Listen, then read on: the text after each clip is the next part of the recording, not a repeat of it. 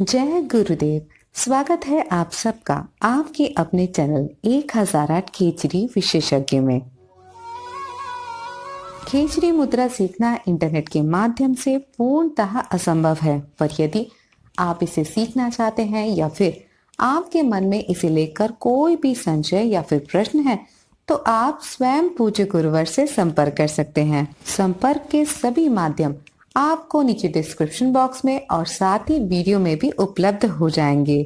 परंतु आप सभी के अनुरोध पर आपके भक्ति मार्ग को प्रशस्त करने के लिए और आपके मन में उठने वाले संशयों को दूर करने के लिए हम लेके आते हैं कुछ खास वीडियो। तो इसी श्रृंखला में आज भी लेके आए हैं एक खास वीडियो। तो चलिए बिना देर किए करते हैं अपनी इस आध्यात्मिक यात्रा का शुभारंभ।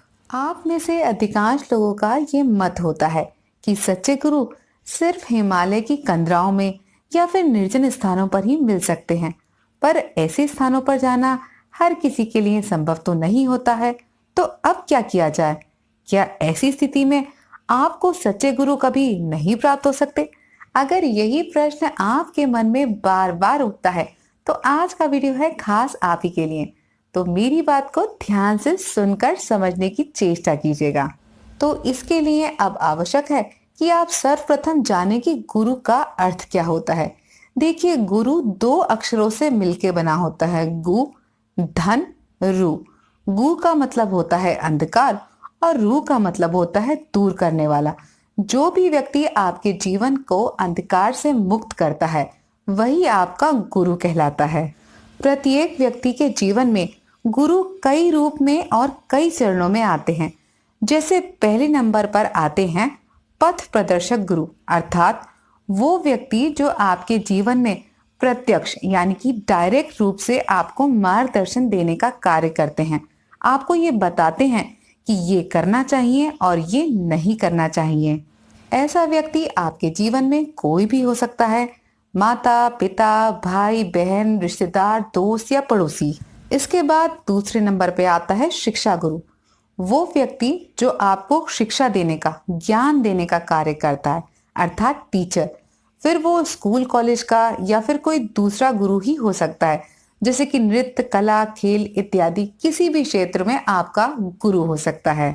इसके बाद तीसरे नंबर पे आते हैं दीक्षा गुरु, अर्थात आध्यात्मिक गुरु, जो आपको गुरु मंत्र इत्यादि देकर आध्यात्म के मार्ग पर अग्रसर करते हैं। गुरुओं की इन श्रेणियों को जानने के बाद अब आपके मन में प्रश्न उठ रहा होगा कि आध्यात्मिक दृष्टि से अगर हम जानना चाहें तो हमें सच्चा आध्यात्मिक गुरु कहाँ मिलेगा? तो इसका उत्तर है कि सच्चे गुरु को ढूंढने की आवश्यकता ही नहीं पड़ती, वे स्वयं आप तक आते हैं। परंतु इसके लिए दो शर्तों का पालन करना अनिवार्य होता है। पहली शर्त है मार्गदर्शक गुरु और शिक्षक गुरु के प्रति आपके मन में श्रद्धा और सम्मान का भाव होना। दूसरे शब्दों में, आपके जीवन में आने वाला प्रत्येक व्यक्ति जिससे आप कुछ भी सीखते हैं, उसके लिए आपके मन में सदैव सम्मान और आदर का भाव होना ही चाहिए। फिर चाहे सामने वाला व्यक्ति आपके दिन प्रतिदिन के कार्यों में ही कुछ नया सिखाने या बताने वाला ही क्यों ना हो, आपको कुछ ना कुछ सिखाने के पश्चात वो आपका शिक्षक या मार्गदर्शक गुरु बन जाता है। तो जो भी व्यक्ति अपने जीवन में आने वाले हर व्यक्ति का सम्मान करता है वो प्रथम शर्त को पूर्ण करता है।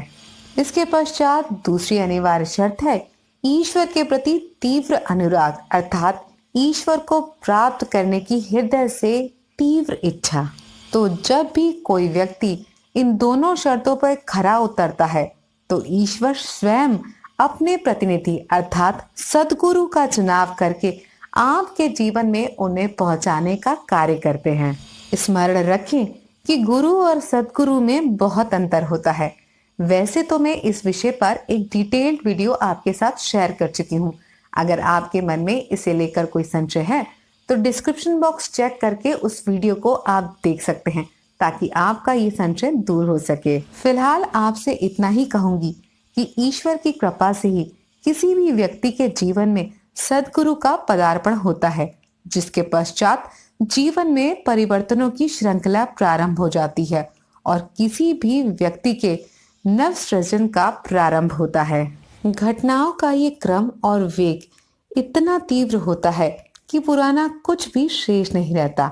बाहरी रूप से ये घटनाएं बवंडर जैसी या त्रासदी सी प्रतीत होती हैं, परंतु भगवत कृपा से ये आपको बाहर से तो तोड़ती हैं, परंतु अंदर से ईश्वर की ओर मोड़ने का कार्य करती हैं, जिसके परिणाम स्वरूप आप ईश्वर की तरफ कब चल पड़ते हैं आपको पता ही नहीं चलता। इसीलिए आपसे कहूंगी कि जीवन को बहुत ही सावधानी से जिएं, क्योंकि कौन सी घटना किस घटना का बीज है ये कहना बहुत मुश्किल है। तो एक बात सदैव स्मरण रखिएगा कि अच्छी सोच और अच्छा व्यवहार ईश्वर को आप तक आने के लिए विवश कर ही देता है। इसी विचार के साथ आज के लिए बस इतना ही।